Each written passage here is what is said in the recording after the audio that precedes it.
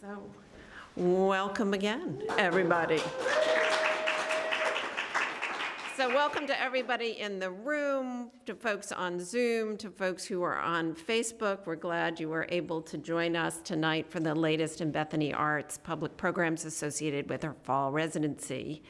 My name is Abigail Lewis, and we are coming to you today from the gallery of Bethany Arts Community. As I mentioned, this is our latest in our free programs associated with the multidisciplinary residency program, in which we bring artists of all different disciplines together. So that includes visual artists, multimedia artists, composers, writers, and artists of all different levels from all different places. And we try to bring everyone together along with giving you in the public peek into the process of creating art. I should also say that these events and the multidisciplinary residencies are made possible with the generous support of the National Endowment for the Arts, the New York State Council on the Arts, and Arts Westchester. So tonight we are very lucky to have Wild Tame, a talk and reading with artist in residence Michael Caines. I know who I'm introducing, that's a good thing. Michael Caines. So Michael was his most recent exhibitions include the Cat Art Show in Los Angeles, Mammalia at Gallery Yon in Montreal, Volta, New York City with Catherine Mulherin, which was a solo art fair booth featured in the New York Times. Past residencies of Michael's include the Malay Colony, SFAI, I-Park, the Bemis Center, the Banff Center, Gentile, and Gibraltar Point. Michael's been awarded fellowships from the Avery and Chalmers Foundations and grants from Canada Council, the Ontario Arts Council, and the Toronto Arts Council. Michael's book, Revelations and Dog, a graphic version of the Book of Revelations, was released in March 2010 by Mark Beatty Publishers. And a 10-year survey of his animal and human-themed work, Wild Tame, was exhibited at the Art Gallery of Peterborough in Canada in 2011. Michael was born in Halifax, Nova Scotia, but now makes New York City his home. And with that, I'd like to welcome Michael.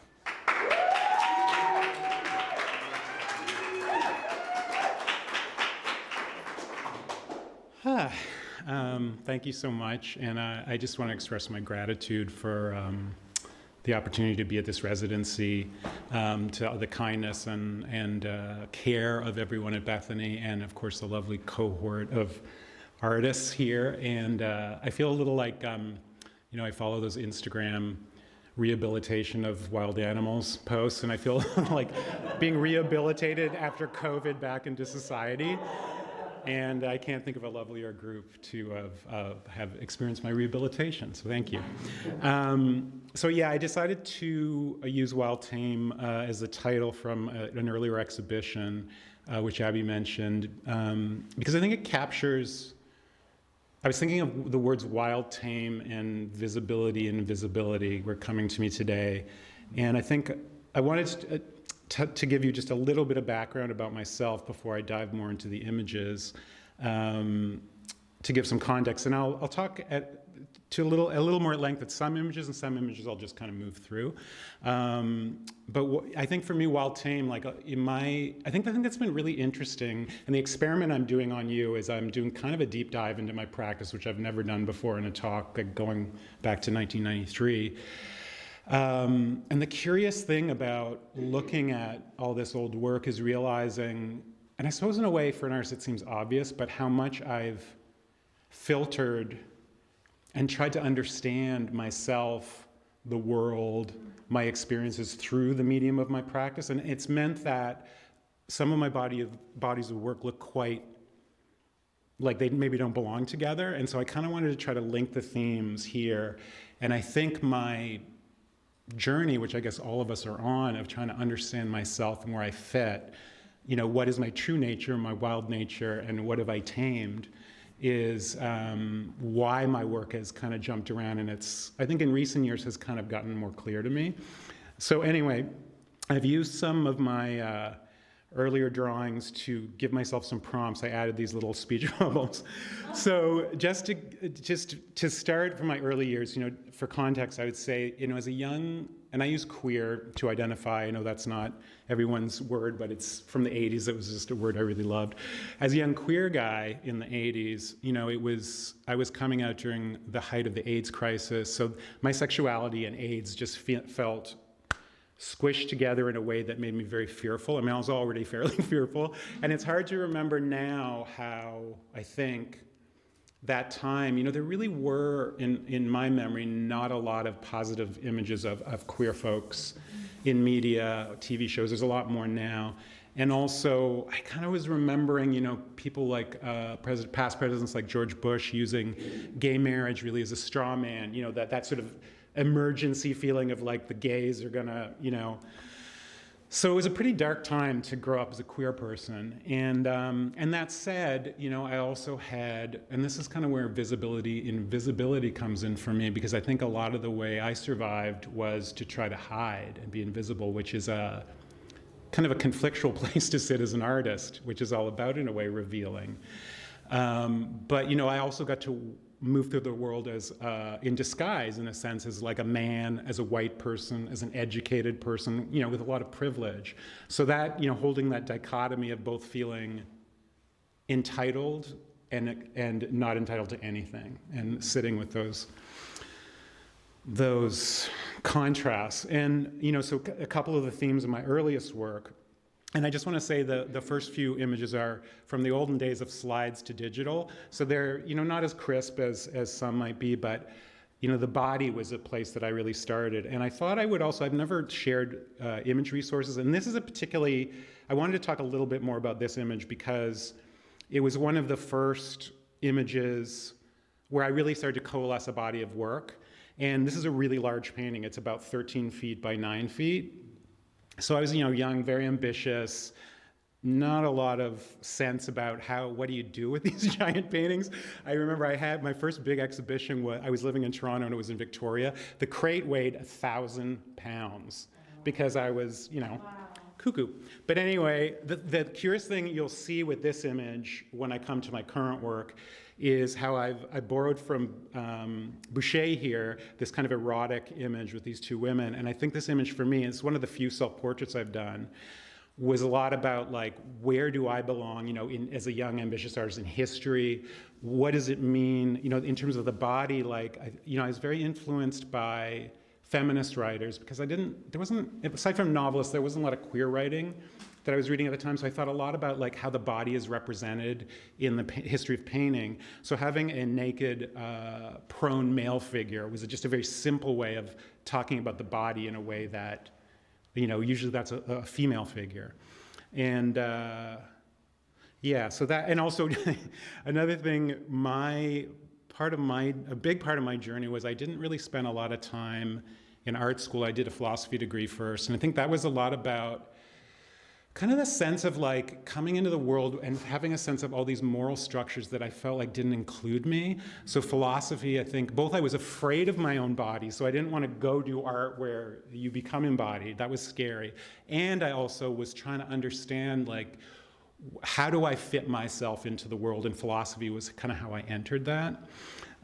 So there's something about embodiment and disembodiment that I was struggling with. And I've struggled with, as probably many of us do, through a lot of my life. And so this is another painting from that series called Acquisitive. And these were a couple dear friends who I shared a studio with, who had a very dramatic relationship. And I think a thing of note here, I draw a lot in mythology, sometimes political, sometimes, the kind of stories we were told as kids. And the idea for this one was Androcles and the Lion.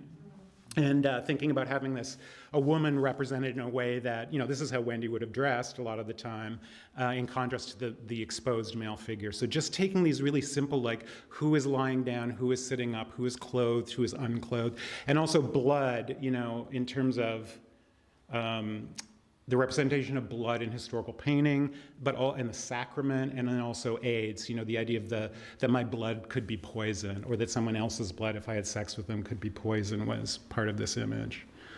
And then this is one more image from that series. And again, in a very simple way, like, what does it mean to have this prone figure, and then a figure who we don't really, what is it, if you can't see who that is, what does that say? The crouching body, they're very simple ideas in a way, but how I started to construct images. And also landscape, I guess, like the Canadian landscape, I think, is in here too. This is called Sleeper. And these are all oil paintings. And so this little image is from this later series, and I was thinking about, I had a really interesting few years where my painting practice started to kind of fall apart. And that was for a couple of reasons. One was I was trying to, I think, delve a little more into the emotional part of my painting. And I think I had also internalized this idea, which it took me many years to realize this, that I think in a sense that masculine or real painting was expressive, and at the time I probably had read a lot about like abstract expressionists and that kind of, the idea of like expression is like movement and brush strokes, and that my like desire to make detail was like feminine or effeminate and too controlled, and that's not proper. I didn't realize that consciously, but that led to me starting to really experiment with my painting. So in a way it was very generative, but it also meant my painting started to go kind of astray. And I also started to introduce animal imagery into my paintings. And the other interesting thing with this little series, what I found was with certain series that I would explore an idea, but I would sort of hit a cul-de-sac, and I would need to move somewhere else because it wasn't quite the space. And when I was looking at these paintings, I haven't looked at them in years, and these are oil on canvas about 6 feet by 4 feet. There's no my art practice is mostly dark comedy, I think. These paintings, there was none of that. So it was just before I started therapy. So I think it was like things are brewing up there that I didn't really know. But also, there's a lot of, the other thing is it's taken me till maybe in the last few years to come into some sense of a spiritual life for myself, but the inklings were always kind of there. I just didn't know what to do with them, And so here the idea of human and animal communing was very, and I love gorillas. One of my visions is to be able to go to like Rwanda and see gorillas. And this painting, the thing I remember mostly about this painting is I did it in about a day. So I was really trying to see what I could do if I was really gestural. And this is called Visitation. I was thinking of a kind of dark angel. And these paintings, when I look at them now, I think they're pretty influenced by, as a young artist, I was really into Francis Bacon, who I'm not so into now. But you can kind of see Bacon in these. And this one was based on a Japanese bath. So seeing what I could do with more movement in the paint, and this is in a way about the self, looking at the self, hiding from the self. And this painting was actually inspired by a Goya drawing of a madhouse. And I was thinking of, this is kind of a deathly image, I think. And these are all 6 by 8 feet, oil on canvas. So there's the next images will seem like a bit of a leap. I've excised out a chunk that was pretty crappy because you don't need to see that, and my painting was starting to move towards getting really stuck, and I moved into drawing. And that became very generative. The next body of, when I get to the drawings, there's a couple of paintings that I like.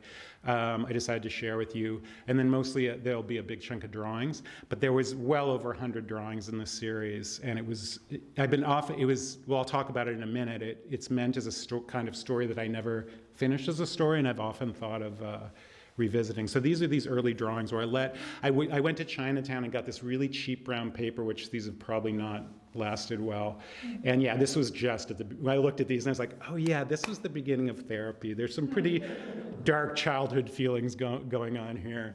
And some medical, I think, as a kid I had a lot of body sensitivities like allergies, asthma. So I felt this real deep love for animals and also in the natural world, and also felt kind of like my body being permeated by the natural world was often very toxic.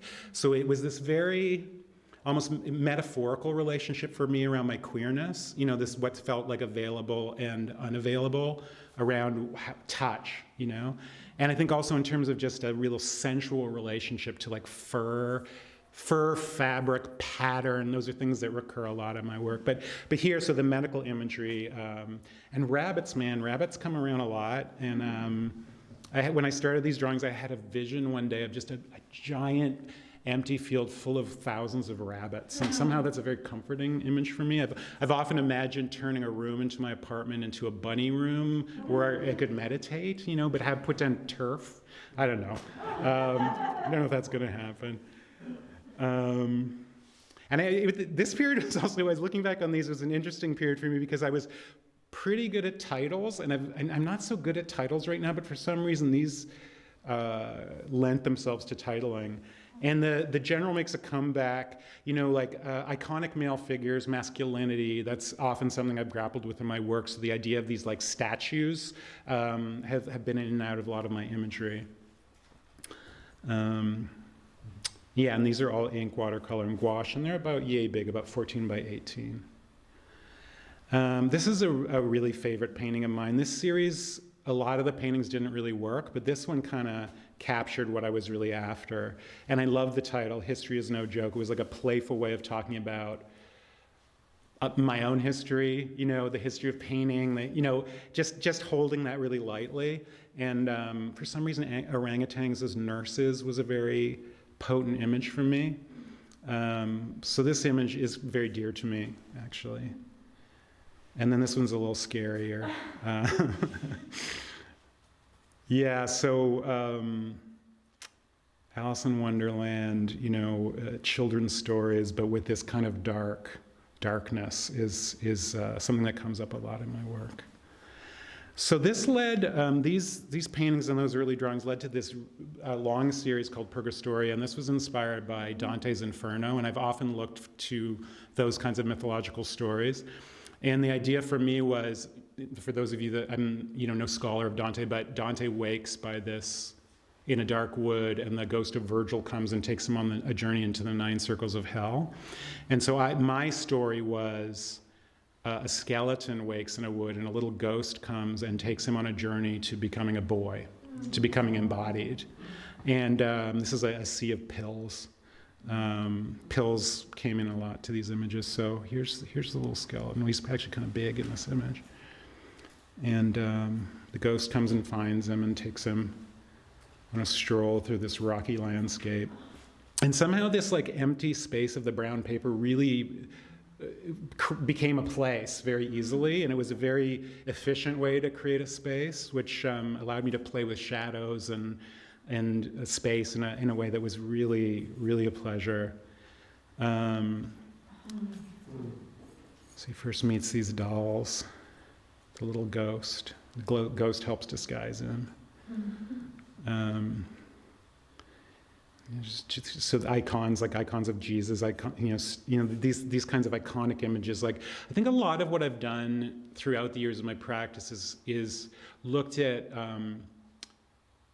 imagery that contains like cultural power, and wanting to take it and somehow fold it into my imagination so that I have agency and relationship to it, so that those images aren't just acting on me, telling me how to be, but that I can act on them and I can play with them. So I like to kind of toss them around. So here the crows fly in and start to strip the little ghost and wrap the skeleton into kind of a mummy. And the little ghost kind of dies.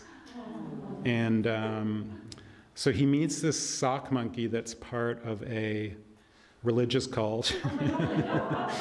And they rescue the little ghost. This is the story I was telling myself, somehow related to Dante.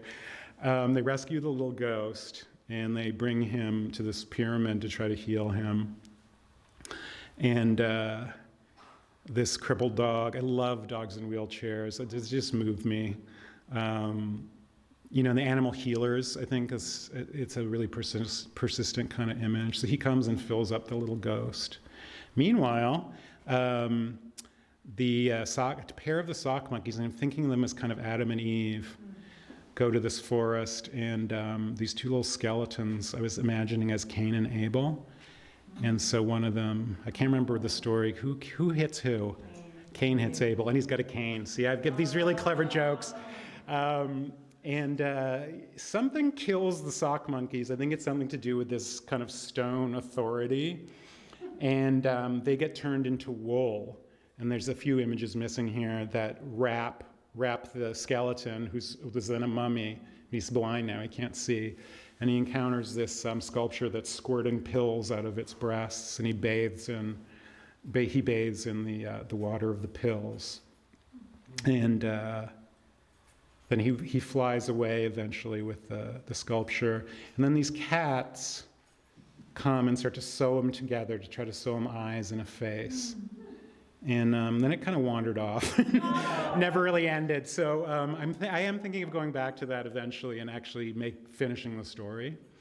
Coming out of the woods. Yeah, so I went through a pretty messy period in my practice. As an oldster, I went back to grad school in New York. That's how I came to the States. And grad school, I did a lot of work that was really kind of not so good. But I did, at the end of grad school, started to find my way back into painting. This is not an entirely successful painting, but I wanted to share with you because it was very important to me. Because I had this was like I don't know, for those of you that have gone to school for art, if you've had a moment that made the entire thing worthwhile. And so I was having one of my final crits, and this professor came in. He wasn't a painting professor. And he looked at the image, and he said, I'm really convinced by like the saddle and some of the horse's face, but the man's face, there's not enough detail. Like it's too generic. It doesn't really convince me.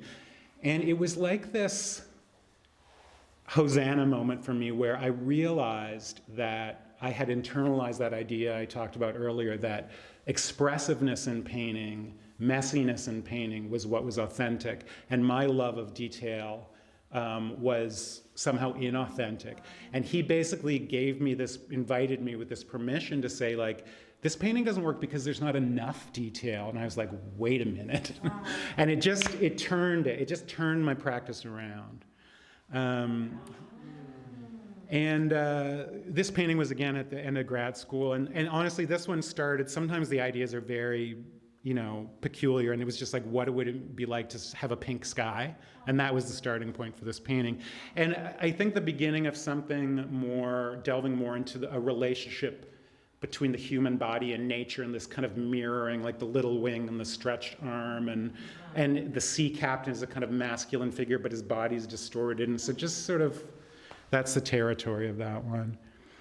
And then and these paintings, by the way, these are casein, which for those of you who don't know is a milk protein is the binder, and it's a very, very old kind of painting.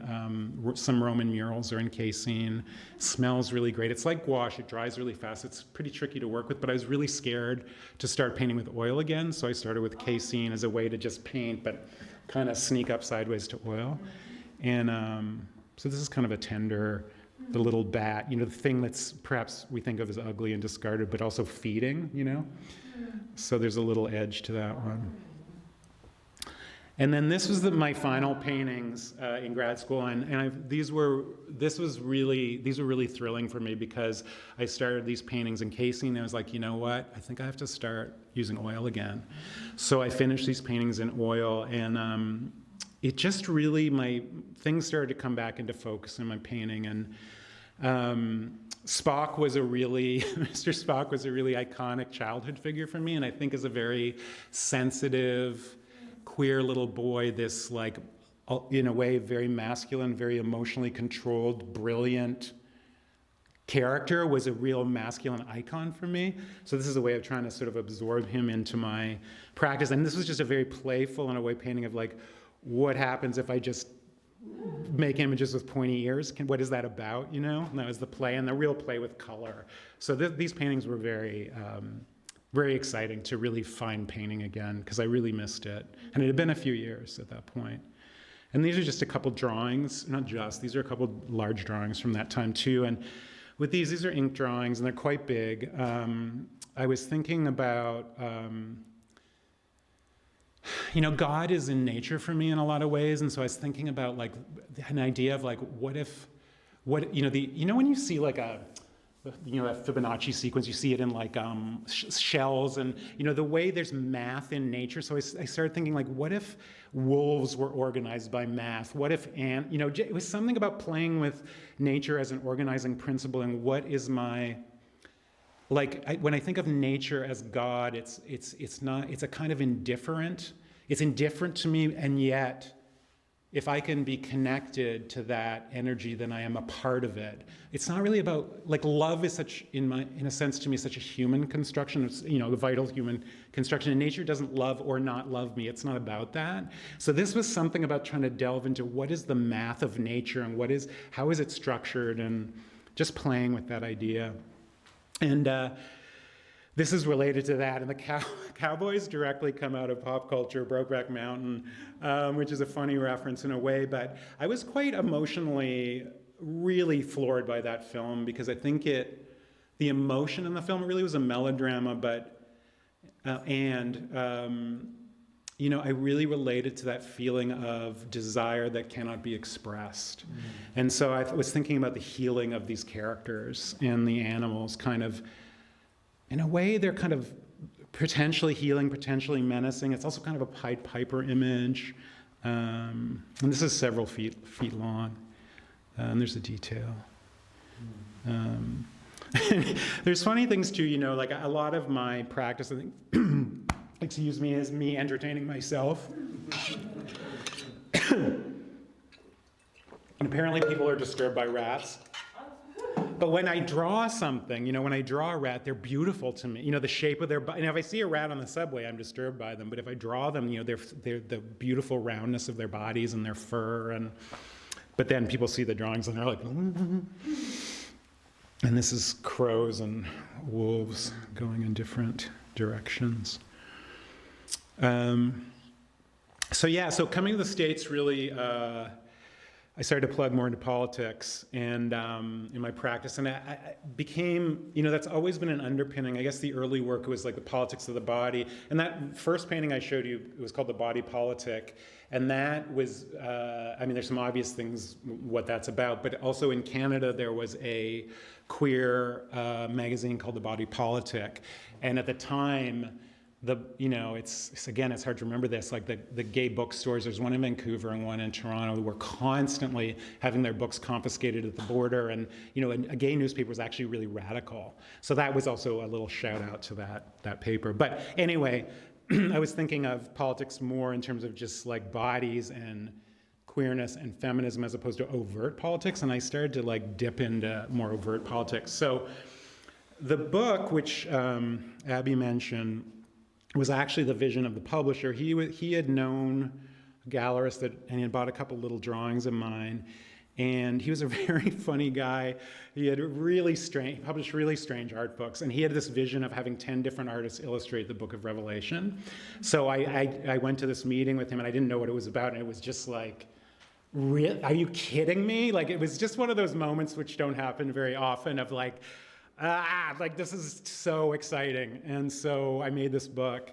And in my, when I say research, my research is very floppy. It's like poking around till I get some ideas. So it's not like serious academic research, but I did a lot of reading about Revelation because I didn't know it so well. And that's where a lot of the imagery was drawn from, idea-wise. And one thing I did not know about Revelation, it was often believed to have been a metaphor, like the horsemen and the many-headed beast were related to like the Roman emperors, and so there was like it was like in a way a Christian political document, but hidden in this very opaque language. So I thought, well, what would it mean to bring, but playfully some more, this obviously isn't political image, and God came to me as a giant black standard poodle. So that's that, and here's the four horsemen. And the seven seals, I like a dumb joke. So this was pretty fun. And that soldier made me to come back. And this is Rush Limbaugh's The Plague of Locusts. Here's the many-headed beast. And I borrowed from other, this is sort of from the Japanese, I can't remember the name of this kind of painting, but you've all seen it. Here's Sarah Palin as the Whore of Babylon. So these were pretty fun. I've forgotten the text that these are near the end. Something about the lamb, and I dressed this cat in, a dress of rats. She's a bride. Oh, the bride married to Christ. It's something about bride married to the Lamb of God, I think. So that's that. And then these images led to this series, and Alice in Wonderland, that pops up a lot, as an inspiration. The background, this is when I first started to borrow really directly from our history, which links way back to that early painting, and has become a more prominent feature. And the background here is from Boucher. I'm sure you all know The Girl on the Swing, that really famous painting. I have this real great affection for Boucher's, just the way he touches the canvas is so lovely, and the ridiculous, frivolous subject matter. So this is, what's this? Karl Rove. This is Karl Rove, The Little Deer. And this is a painting I think I will always keep because I'm very fond of it. Usually I don't have a lot of attachment to my work when I'm done, but occasionally I do. Here's Ronald Reagan with Karl Rove. It's a little baby, and that's direct. For those of you that know those incredible illustrations, Sir John Tenniel from Alice in Wonderland, the queen or the pig on the lap, the nursemaid. So that's from that image. And I thought it would be cool to show you some of my actual references for context, which I haven't done before. So this is a Goya, really famous Goya painting of this little prince. And I think for me, in a way, there's something also very particular about taking kind of defunct politicians, from other eras, because I was thinking about how much politicians for us are such, screens of projection, for good or evil or whatever. And so what happens to them? Like, where do they go? Where do those icons go? I was sort of thinking about that, and could I hold what I may have at times thought of as evil with tenderness, or with play? And so that's kind of what these are about. So they're kind of peculiar because, like, who actually wants a painting of Richard Nixon? But, I don't usually think that practically when I make work. And this very handsome, God, Ronald Reagan was handsome. And this is with Glenn Beck as a little lamb. And we were talking earlier about I really love pop culture Christian paintings. And this is a really famous painting of Jesus with a lamb. I think it's Werner Sallman, probably, who, interestingly enough, the side note, some of the, Christian painters are the most purchased painters in the world, but they exist in true subculture, which I feel like in the art world, we make these kind of ersatz gestures towards politics or towards whatever, but they sit within museums and galleries, and they are purchased for a lot of money, and they don't actually function in culture in a way that moves anything, and so I just find it fascinating that what is an actual subculture? Well, Christian paintings are really a true subculture. So I find that kind of delightful and subversive to think about. So this painting is turned into something I didn't expect. I love this painting of Martin Luther King Jr., or this photograph of he's so joyful. And I thought of him in the afterlife as a prince. And I was also thinking about like Huck Finn, this kind of American narratives where African-American characters are constructed in a certain way. So I was kind of trying to fold these things together. But what was interesting was when I showed this painting to a couple straight friends, they had this reaction that there was a sexuality in the image that I wasn't in a way aware that it's a kind of sensual image. And so I sort of like, I kind of queered the image in a way, which wasn't my intention, but that's who I am, I guess. So that's what happened. But yeah, it was really about celebrating this beautiful photo that I found, this joyful photo, and imagining him in a safe, beautiful afterlife. And then here's another Alice in Wonderland of, that is Laura Schlesinger, you know, that awful radio psychologist, and Mitch McConnell. So Mad Hatter and the Crazy Rabbit.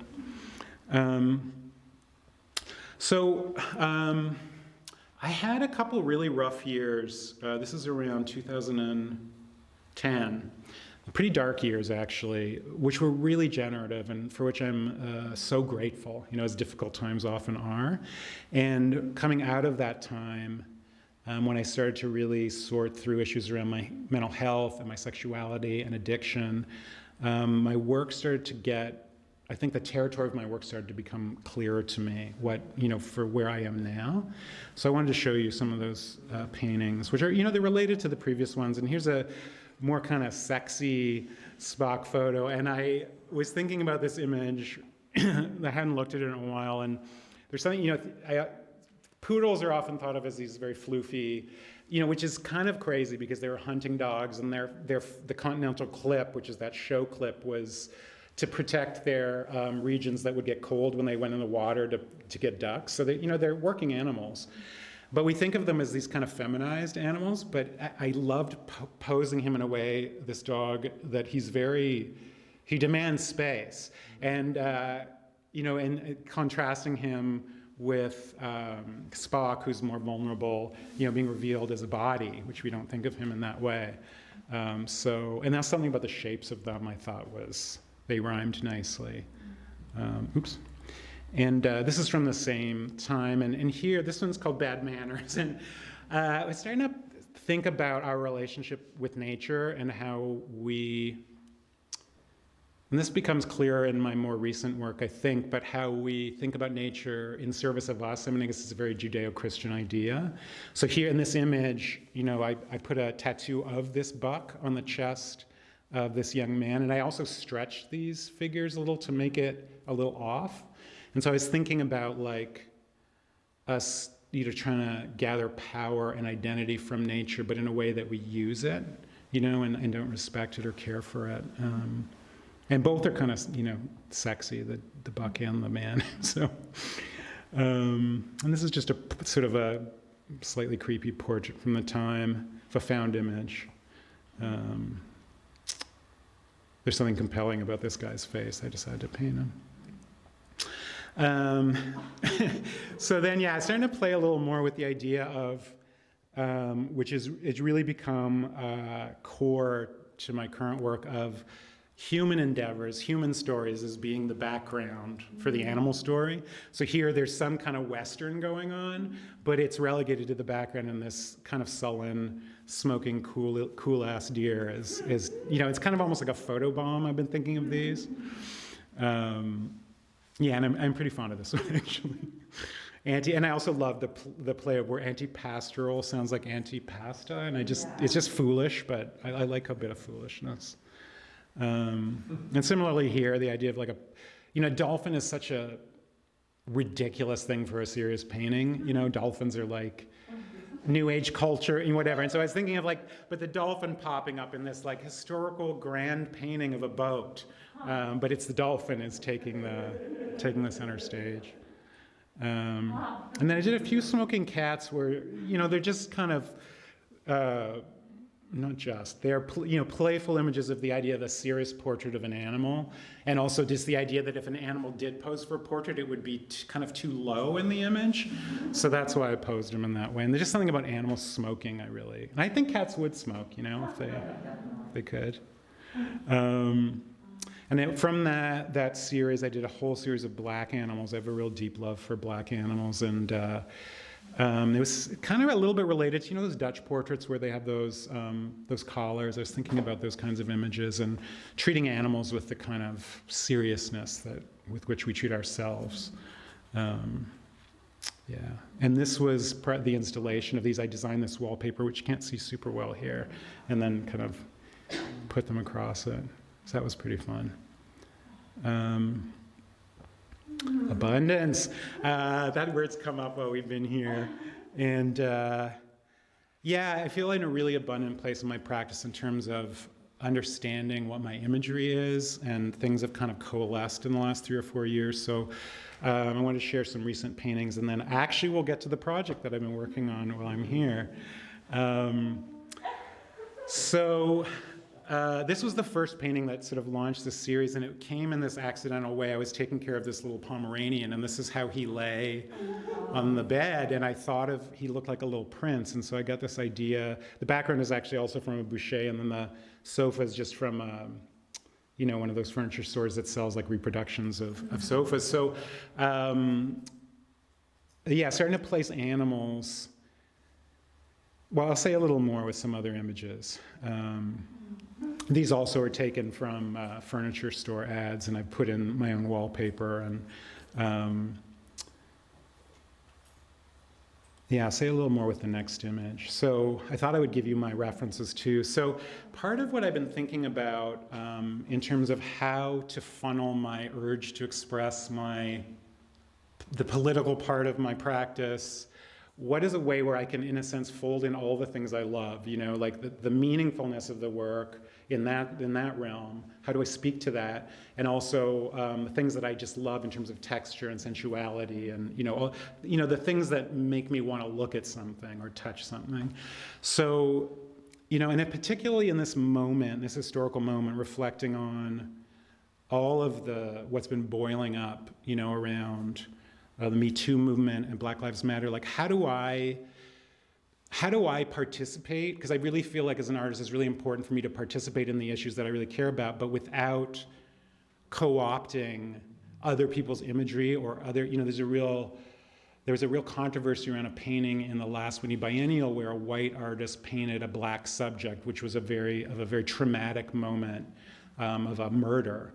And the idea of using the pain of others, and I think it was well-intentioned, but that idea of like co-opting someone else's experience. So I started thinking, well, how can I talk about the world in a way that is meaningful? And so I started thinking about, well, some of these histories of paintings I love, they really speak to privilege and a history of inequality and a history of, I'm losing my words, the thing where you go to another country and take it over.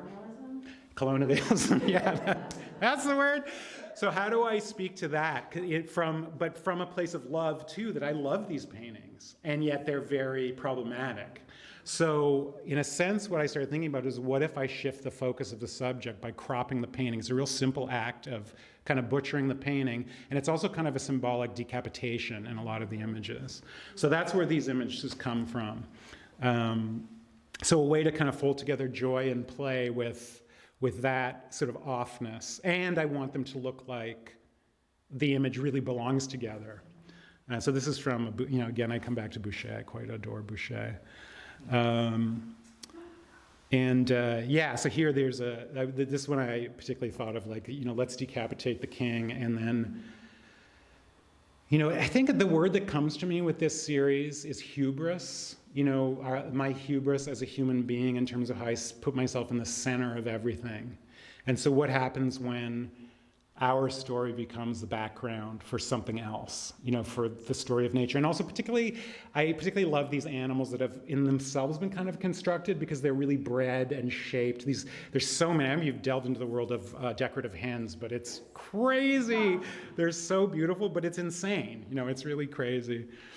And this one is kind of delights me because the painting is after Rigaud, so it's like a copy of a copy of a copy, which is kind of fun. And I love this little proud. This is one of the tiniest cocks. They're like this big, but they have these really prominent breasts. So I thought it was a great image for like a royal image of the baby king. And then this one of this poodle.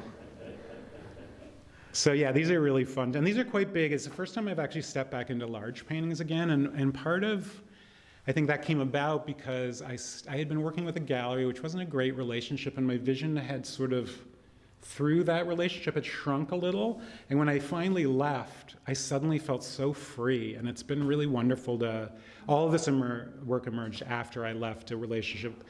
Good thing to remember, relationships that are unhealthy don't tend to breed abundance. And this is this is my most recent painting. I just finished this last week, and this is important to me because it's actually for this next cat art show that's happening, which is ridiculous, in Los Angeles. But I got this idea. I started thinking about documenting, it's probably insane to even say this out loud, but documenting all of the endangered species or extinct species. And this is a sand cat. It's a desert cat. It's actually a wild cat. They're very beautiful, and they look very much like domestic cats, and their habitat is being eroded and they're endangered. So, and I particularly feel a delight in this painting because, the background is Madonna and Child. So you've got like Christ's little wiener up there at the top of the painting. And, I like to be sly about it. And I thought I'd show you, so here's hot white Jesus. Fairly obvious the history of Jesus is this hot white guy, just playing with that. But this is a really fun painting for me because it's commissioned, and it's a dear friend of mine who loves Jesus. He loves fashion, so I don't know fashion. Apparently there's a thing called a pussy bow. People know what that is?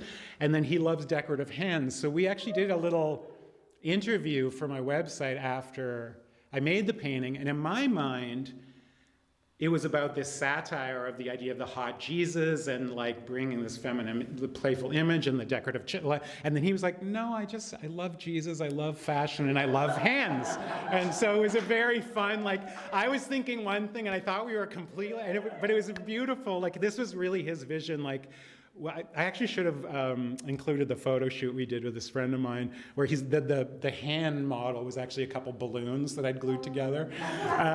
But it was he art directed the whole shoot, and it was such a lovely. Doing commissions can actually be a really beautiful experience for me when it works, because first of all, I really feel like I'm being of service, which is really important to me. And it's also a way to help someone make a painting who can't make a painting. So trying to tap into their vision. Sometimes it's okay, that's a really fucking tacky idea, but that's what they want. But sometimes it's really a beautiful dialogue. So and also getting, as an artist, it's so easy to just be focused on self. And so this, that kind of dynamic, a lot of you are performers, so you get to have that, where a visual artist is often just in their own little world. And this is another commission. I'm just really fond of this painting. And this was a lovely one, too, because the couple is a gay couple. This is their son. And they're both creative people. So we had a really great dialogue constructing the image together. It was really fun. So finally, the project I'm here to work on, I thought I'd tell you about. So I've been thinking about this and struggling to begin this book for about 3 years, and it was inspired by, I think I've told a couple of you that my nickname for my ex-husband was Little Bun. I don't remember where that came from, but I used to tease him with that name, and then I started thinking about, he had a very traumatic upbringing with a very loving but addicted mom. And so it got me thinking about it, and I've had my own struggles, what would it mean to do a story about a child that grows up with a sense of difference or otherness, whether it's around gender or parenting or whatever. How could I make a metaphorical story about that that's a kind of journey, kind of a heroic journey? So my idea is a Little Bun going on this journey, and his mom, so here's Little Bun. I don't know where this image will fall in the story, but I was thinking a little bit about, does anyone remember the name of the rabbit god in Watership Down? Was it El Rey Ra? Does anyone remember? I think it's El Rey Ra. I was thinking about the rabbit god in this image. So this is the first image that came to me. I'm not sure where it will be in the story. And I've struggled a little, I think, because, the idea that could I be a writer? Do I need to work with a writer? I'm not sure. And what's been lovely about this residency for me, which was my wish, was I was able to, more images started coming to me, and I was able to say to myself, I don't have to know that yet, and I can trust the images will take me where I need to go. And this is Little Bun looking outside at the other little rabbits playing. It's a lonely Little Bun in his house. And so I think of his mom. So I don't want any of the characters to be flattened, into. So I think of his mom, because I remember this moment with Tyler was my ex, saying to him, because Tyler was clearly both very traumatized, but also kind of had this funny entitlement about being taken care of. And I was like, your mom babied you and she abandoned you. He had those both. So I started thinking about Mama Bun as being like kind of a visionary artist, but maybe mentally ill. So one of the images, I was thinking of what would a rabbit's mental illness be, like carrot hoarding, and that she makes these spirals. And then I'm thinking about Bun seeing spirals like in the clouds and like in ferns, and that the spiral is kind of an image of like the inner vortex, like the hole inside of him that he follows. And it starts with this image from his mom.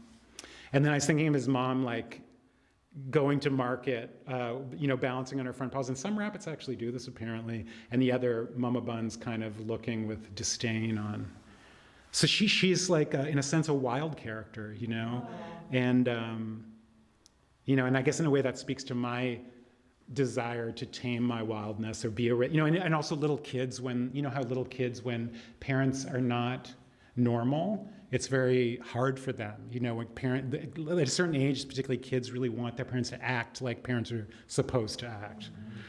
And this drawing I made since I've been here, and I think this is little Bun going off on his journey. This is the beginning of his journey. And I am thinking also with this book of starting with this very heavy, dark, kind of noir imagery and maybe getting lighter and maybe getting to color. I'm not sure yet, but that's what I'm thinking. And this is one I've been working on here too, and this is near the end of the story and I don't want to give it away, but this is little Bun finding his own inner Bun.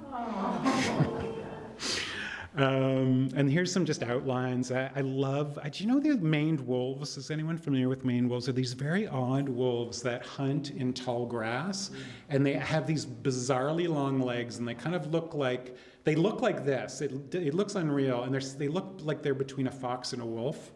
And I was thinking of little Bun, part of his thing, I don't know how this fits quite yet, but he finds a mouse army that help him battle the demon that turns out to have little Bun, baby Bun inside of him.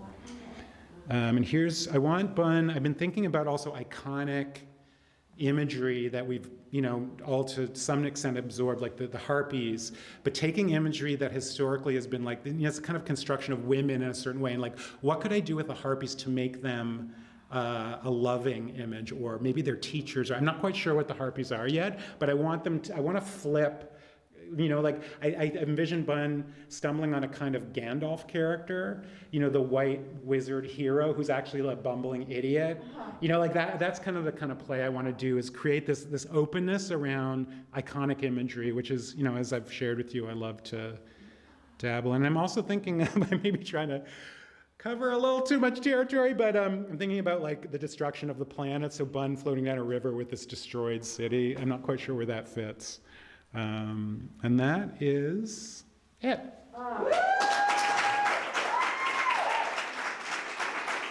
Wow.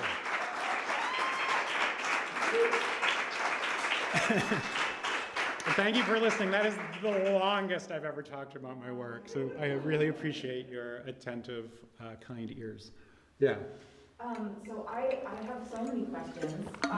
My first question is, these drawings you're working on right now, are you doing stippling? Is that how you're creating the texture? Is it a cross-hatching. It's pen and ink. It's actual like dip the pen in. There's, you can get commercial nibbed pens, but you can't really beat India ink for its blackness. Yeah. It's got the deepest black, so I love the feeling of the nib. It's funny, I've been experimenting a little with using my iPad to draw, but that sensual relationship between, I think there's a lot there, but the touch, the feel of it is so lovely. Sorry, I'm just going to, one more question, I promise I'll be done. How long does it take you to finish one of these drawings that you've shared with us today? And how long does it take you to finish one of the larger, like 5, 6 feet long? Like the paintings or the drawings? Paintings. Drawings are strangely very labor intensive, especially when I'm building up that level of dark.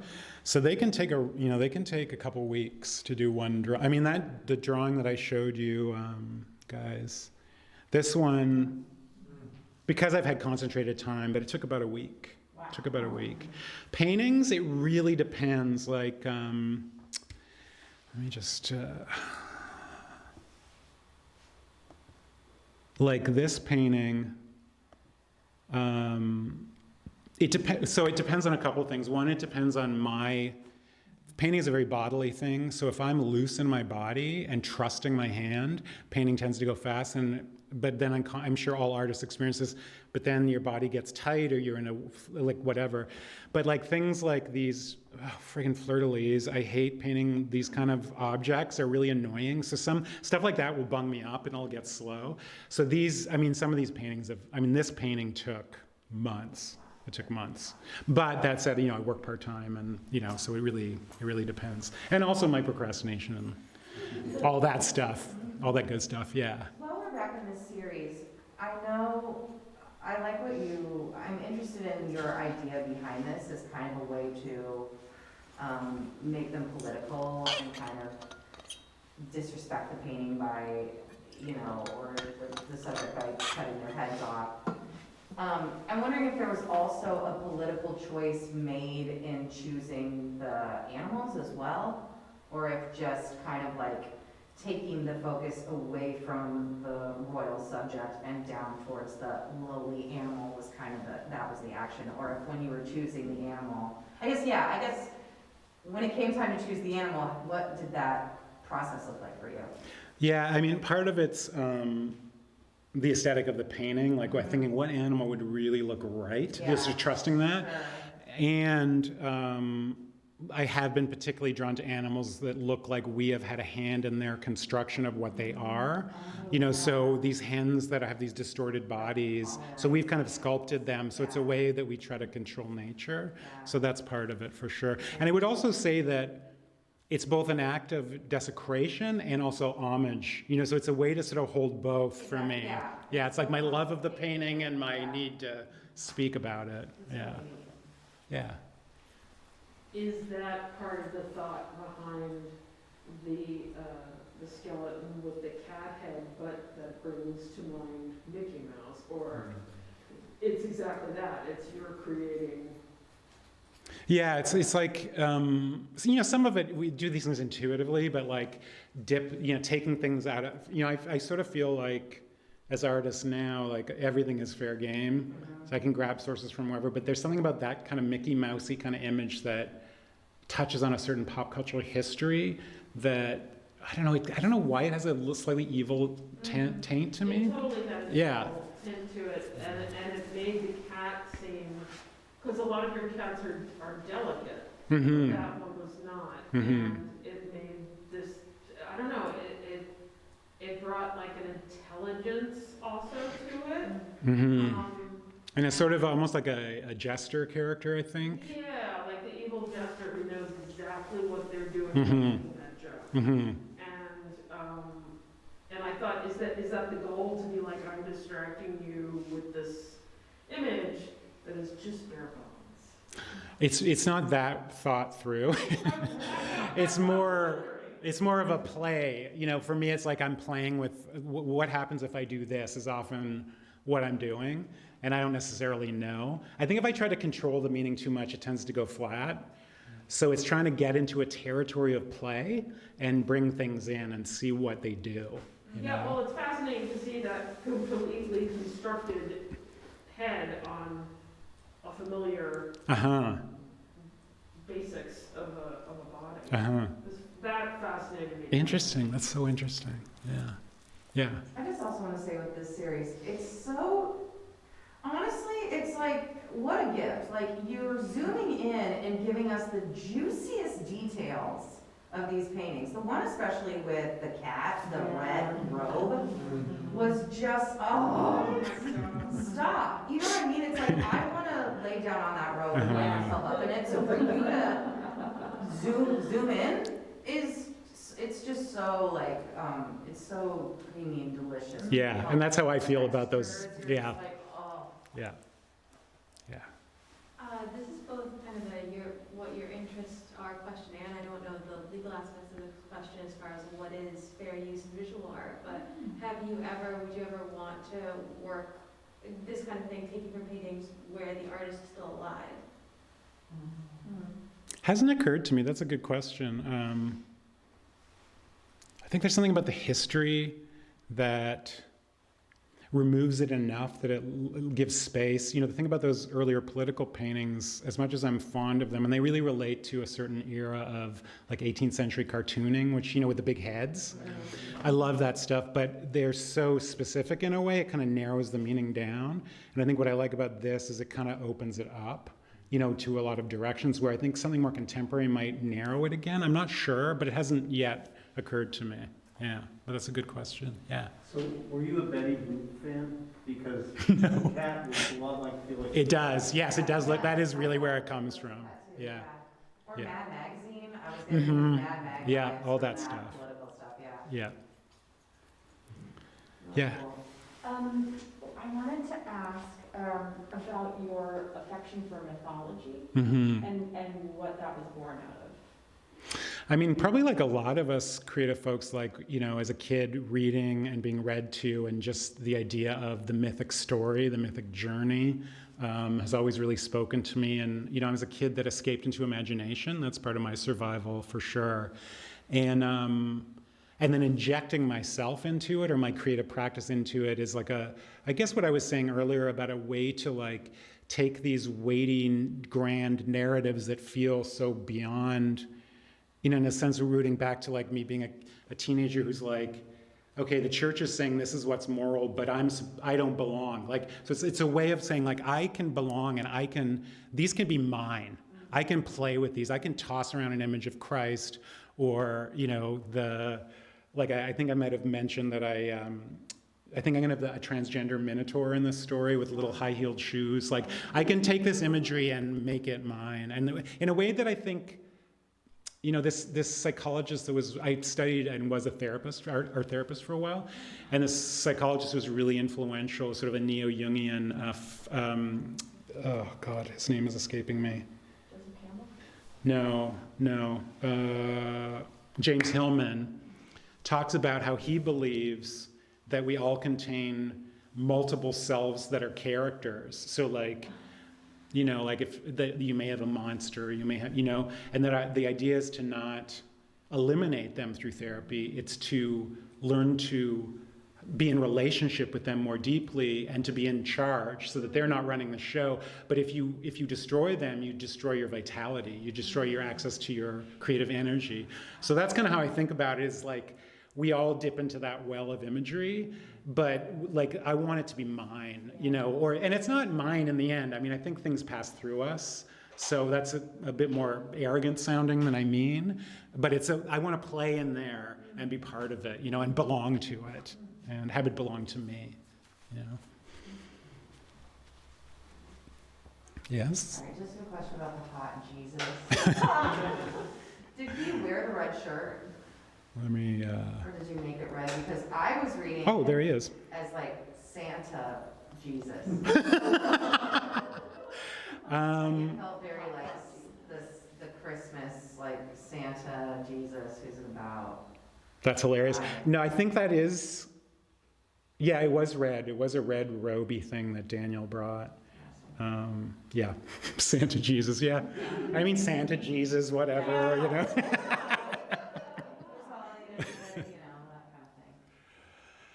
All right.